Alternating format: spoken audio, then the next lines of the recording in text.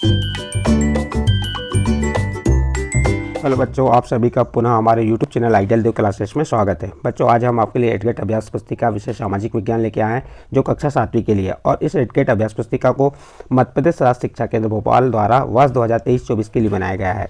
और आज हम इस वीडियो के माध्यम से विषय सामाजिक विज्ञान का भाग 1 हमारा अतीत का अंतिम पाठ 8 18वीं शताब्दी में नए राजनीतिक गठन के प्रश्नों के उत्तर बताएंगे।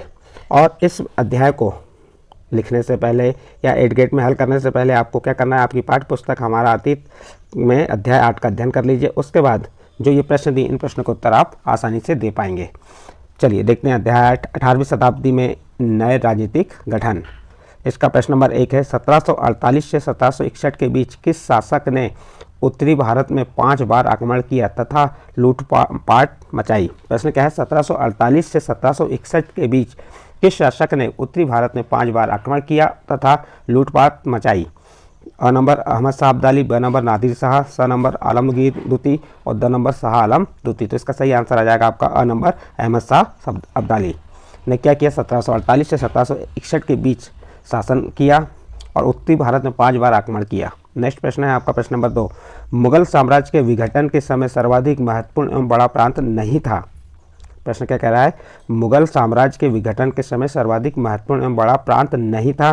तो इसका 4 ऑप्शन दिए, अ नंबर बंगाल, ब नंबर हैदराबाद, स नंबर अवध और ड नंबर मालवा। तो इसका आंसर आ जाएगा द नंबर मालवा। इसके बाद नेक्स्ट प्रश्न आता है आपका प्रश्न नंबर 3। प्रश्न नंबर 3 क्या कह रहा है, किस राजा द्वारा जयपुर को अपनी नई राजधानी बनाया गया? अ नंबर जयसिंह, ब नंबर भीम सिंह, स नंबर गुलाब सिंह और द नंबर मान सिंह। तो आपका सही आंसर आ जाएगा अ नंबर जयसिंह। जयसिंह राजा द्वारा जयपुर को अपनी नई राजधानी बनाया गया। इस प्रकार बच्चों आपका प्रश्न नंबर 3 कंप्लीट होता है। इसके बाद प्रश्न नंबर 4 देखिए। प्रश्न नंबर 4 क्या है, उन परिस्थितियों को लिखिए जिनके कारण मुगल साम्राज्य कमजोर होता गया। उत्तर देखिए, औरंगजेब के उत्तराधिकारियों के शासनकाल में साम्राज्य के प्रशासन की कार्यकुशलता समाप्त होने लगी और मनसबदारों की शक्तिशाली वर्गों को वंश में रखना केंद्रीय सत्ता के लिए कठिन हो गया। इस प्रकार मुगल साम्राज्य कमजोर होता गया। इसके बाद प्रश्न नंबर 5 देखते हैं। प्रश्न नंबर 5 क्या है आपका, 18वीं शताब्दी में मुगल साम्राज्य के पतन के साथ साथ राज्यों के कितने समूह बन गए, उनके नाम लिखिए। देखिए 18वीं शताब्दी के राज्य 3 समूह में बांटा जा सकता है। 18वीं शताब्दी के राज्य को कितने 3 समूह में बांटा जा सकता है। नंबर 1 अवध, बंगाल व हैदराबाद जैसे वे राज्य जो पहले मुगल प्रांत थे। नंबर 2 ऐसे राज्य जो मुगलों के पुराने शासनकाल में वतन जागीरों के रूप में काफ़ी स्वतंत्र थे। और नंबर 3 तीसरी श्रेणी में मराठों, सिखों तथा जाटों के राज्य आते हैं। तो इस प्रकार से आप प्रश्न नंबर 5 का उत्तर लिख सकते हैं। नेक्स्ट प्रश्न आता है आपका प्रश्न नंबर 6। प्रश्न नंबर 6 क्या कह रहा है, 1739 में दिल्ली पर आक्रमण करने वाले शासक का क्या नाम था और वह कहाँ का शासक था? प्रश्न 6 क्या कह रहा है, 1739 में दिल्ली पर आक्रमण करने वाले शासक का क्या नाम था और वह कहाँ का शासक था? तो देखिए 1739 में दिल्ली पर आक्रमण करने वाले शासक का नाम नादिर शाह था, वह ईरान का शासक था। इस प्रकार से आप प्रश्न नंबर 6 का उत्तर लिख सकते हैं। इसके बाद नेक्स्ट प्रश्न आता है आपका प्रश्न नंबर 7। प्रश्न नंबर 7 क्या कह रहा है, चौथ व सरदेश मुखी से क्या आशय था? तो देखिए चौथ जमींदारों द्वारा वसूले जाने वाला भू राजस्व का 25% भाग है। चौथ क्या है, चौथ जमींदारों द्वारा वसूले जाने वाले भू राजस्व का 25% भाग है। दक्कन में इसको मराठा वसूलते थे और सरदेशमुखी दक्कन में मुख्य राजस्व संग्रहकर्ता को दिए जाने वाले भू राजस्व का 9 से 10% हिस्सा था। तो इस प्रकार बच्चों आप प्रश्न नंबर 7 का उत्तर चौथ और सरदेशमुखी से क्या आशय बता सकते हैं। इसके बाद नेक्स्ट प्रश्न है आपका प्रश्न नंबर 8। प्रश्न नंबर 8 क्या कह रहा है, मुगलों के विरुद्ध मराठों की सफलता के क्या कारण थे? उत्तर देखिए, मराठों की सफलता का रहस्य यह था कि वे मुगलों के किलाबंद इलाकों से टक्कर न लेते हुए उनके पास से चुपचाप निकलकर शहरों कस्बों पर हमला बोलते थे और मुगल सेना से ऐसे मैदानी इलाकों में मुठभेड़ लेते थे जहां रसद पाने और कुमक आने के रास्ते आसानी से रोके जा सकते थे। इस प्रकार से आप प्रश्न नंबर 8 का उत्तर लिख सकते हैं। इसके बाद नेक्स्ट प्रश्न आता है आपका प्रश्न नंबर 9। प्रश्न नंबर 9 क्या कह रहा है, 1737 ईस्वी के बाद मराठों का प्रभुत्व किन किन क्षेत्रों में फैला था? तो देखिए 1737 ईस्वी के बाद मराठों का प्रभुत्व उत्तर में राजस्थान और पंजाब, पूर्व में बंगाल और उड़ीसा तथा दक्षिण में कर्नाटक और तमिल एवं तेलुगु क्षेत्रों तक फैला था। तो इस प्रकार बच्चों आप प्रश्न नंबर 9 का उत्तर लिख सकते हैं। इसके बाद नेक्स्ट प्रश्न आता है आपका प्रश्न नंबर 10। क्या है प्रश्न नंबर 10, दल खालसा किसे कहते हैं, वे किस प्रकार कार्य करते थे? तो तब देखिए 18वीं शताब्दी में कई योग्य नेताओं के नेतृत्व में सिखों ने अपने आप को पहले जत्थों में और बाद में मिसलों में संगठित किया। इन जत्थों और मिसलों की संयुक्त सेना दल खालसा कहलाती थी।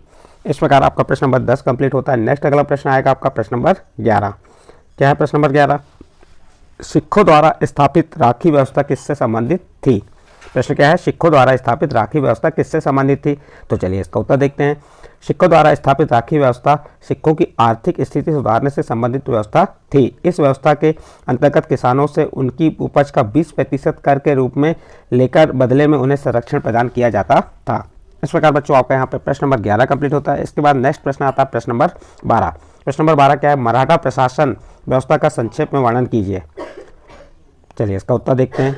अंतहीन सैन्य अभियानों के साथ साथ मराठों ने एक प्रभावी प्रशासन व्यवस्था तैयार की। जब किसी इलाके पर एक बार विजय अभियान पूरा हो जाता था और मराठों का शासन सुरक्षित हो जाता था तो वहां स्थानीय परिस्थितियों को ध्यान में रखते हुए धीरे धीरे भू राजस्व की मांग की गई और कृषि को प्रोत्साहित किया गया और व्यापार को पुनर्जीवित किया गया।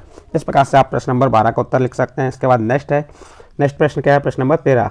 प्रश्न नंबर 13 क्या कह रहा है? जाट राज्य के प्रमुख व्यापारिक केंद्र कौन कौन से थे?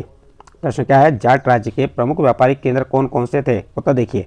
जाट समृद्ध कृषक थे। जाट कैसे थे? समृद्ध कृषक थे और उनके प्रभुत्व क्षेत्र में पानीपत तथा बल्लभगढ़ जैसे शहर महत्वपूर्ण व्यापारिक केंद्र बन गए। जाटों की शक्ति सूरजमल के समय पराकाष्ठा पर पहुंची और सूरजमल के राज्य में भरतपुर शक्तिशाली राज्य के रूप में उभरा।